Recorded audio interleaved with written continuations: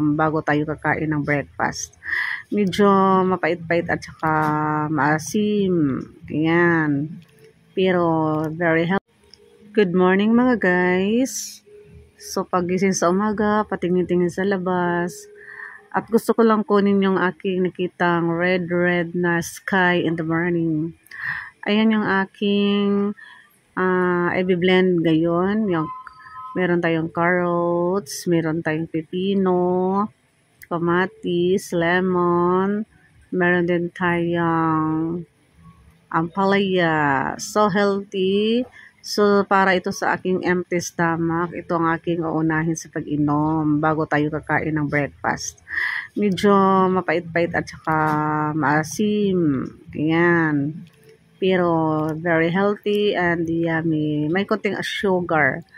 Nasa iyo lang kung dagdagan ng sugar or hindi. Depende sa inyong panlasa. Ayan. So, thank you mga guys for watching. Bye-bye.